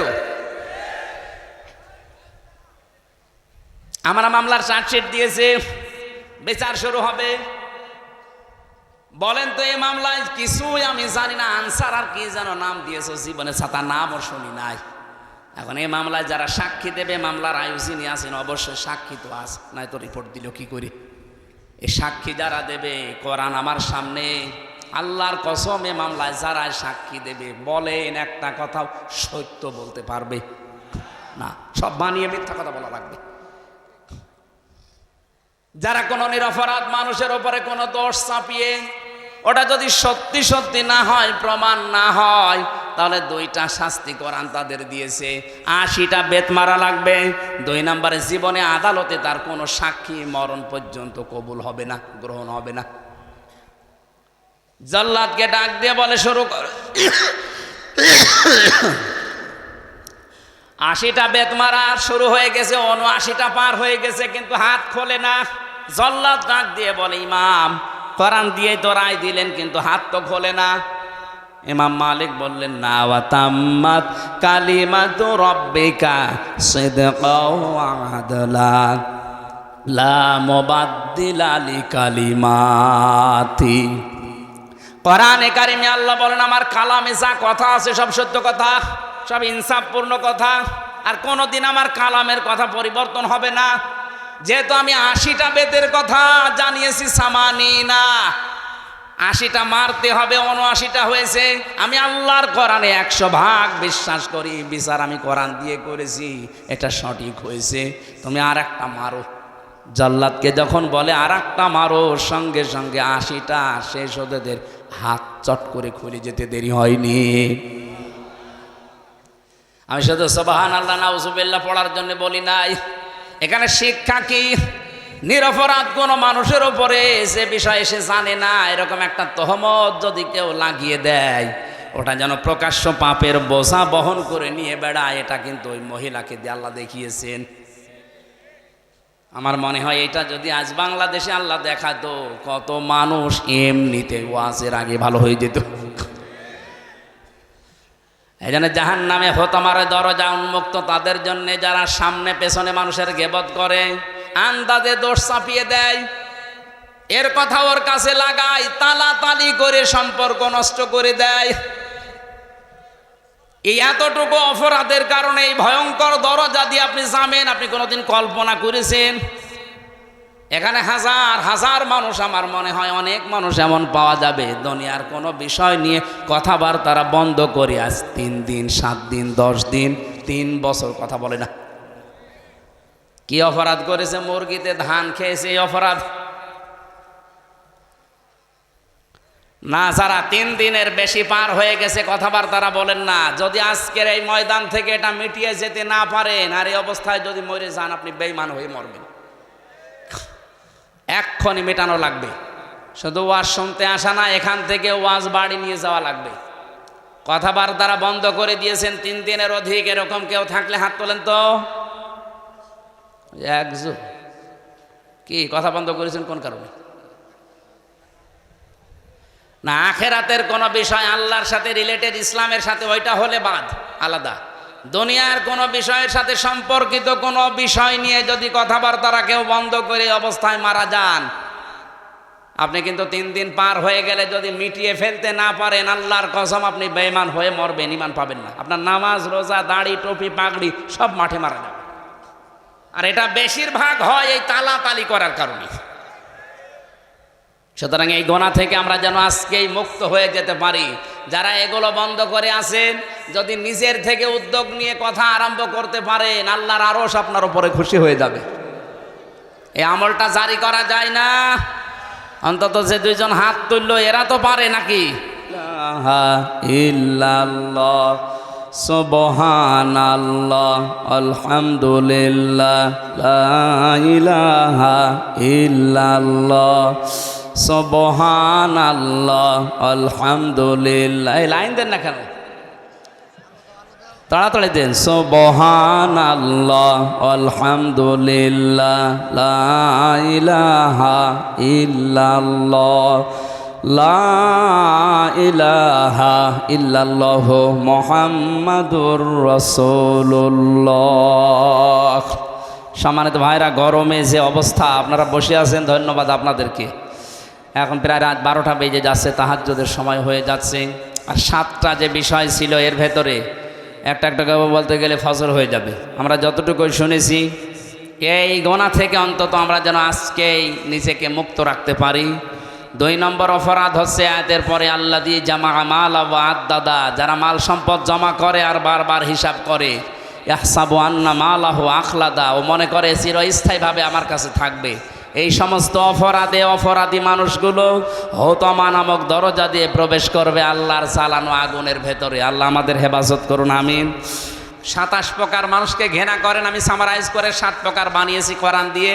এটা কালকে রাজশাহী বাগমারাতে বলা হবে। কোন জায়গায় যেন?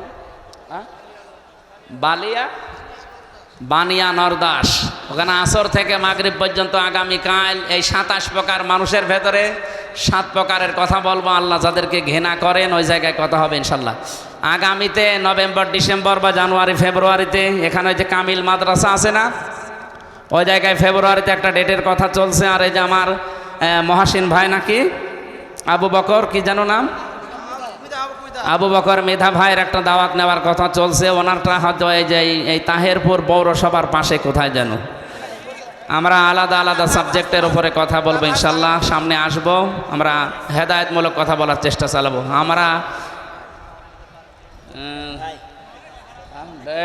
ডেট আছে কিন্তু যেখানে সেখানে তো দেওয়া। জাকির ইসলাম ভাই, শান্টু ভাই আমার নগদ 5,000 টাকায় মাহফিলে দিয়েছেন, আল্লাহ যেন কবুল করেন।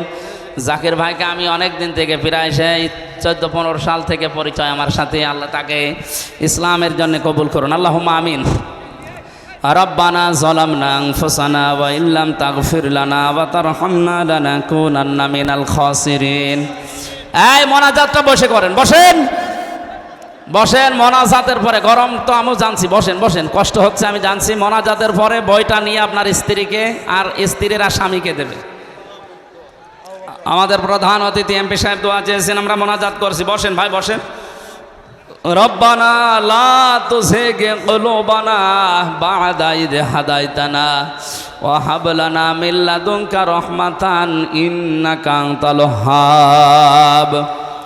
রব্বুল আলামিন রাজশাহী জেলার বাগমারা থানার অন্তর্গত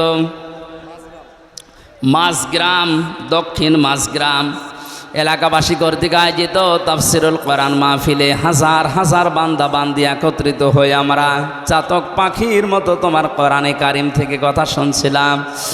যতটুকুই শুনেছি আমাদের প্র্যাকটিক্যাল লাইফে আমল করার তৌফিক দাও। এই সওয়াবগুলো নবীজির রওজায় পৌঁছিয়ে দাও। দুনিয়ার মাটির নিচে যারা ঘুমিয়ে আছে এদেরকে ক্ষমা করে দাও। মাহফিলের সম্মানিত সভাপতি বিশিষ্ট আলেমে দ্বীন তোমার বান্দা মাওলানা মোসাম্মেল হককে কবুল করো। প্রধান অতিথি জনাব আবুল কালাম আজাদ সাহেবকে মঞ্জুর করে নাও। জনগণের যে বিশাল দায়িত্ব তার মাথার উপরে, 3.5 থেকে 4 লাখ মানুষের মাথার উপরে দায়িত্ব তার। এই মানুষগুলোর দায়িত্ব অমরের মতো পালন করার তৌফিক দাও। এত ধোলা উঠছে মানুষের। আল্লাহ তাআলা ডাক্তার আব্দুল বারী যে খেদমতে আছে জনগণের ক্লিনিকের মাধ্যমে, এটা তার ইবাদত হিসাবে মঞ্জুর করে নাও। আমার জাকিরুল ইসলাম শান্ত ভাই সহ, জানাব ওহিদুল ইসলাম সহ নাম না জানা যত মানুষ এখানে আমিন আমিন করছে, আমাদেরকে খালি হাতে ফেরত না দিয়ে হাতটা ভরে দাও। সম্মানিত মা বোনদেরকে তুমি ফাতেমার মতো, আয়েশার মতো বানাও। এ মাহফিল যাদের মাধ্যমে এসেছি, হাফেজ আব্দুর রশিদ সহ, আফতা আহমেদ সহ নাম না জানা যত আলেম এখানে বসে আছে, আলেমদেরকে আলেম হিসাবে তুমি কবুল করো। আগামীতেই মাহফিলটা কোরআনের জন্য বিশাল আকারে মঞ্জুর করে নাও। কখনকার মরণ আসে আমরা জানি না, একবার হলেও যেন তোমার ওই কালামটা পড়তে পারি, লা ইলাহা ইল্লাল্লাহু মুহাম্মাদুর রাসূলুল্লাহ।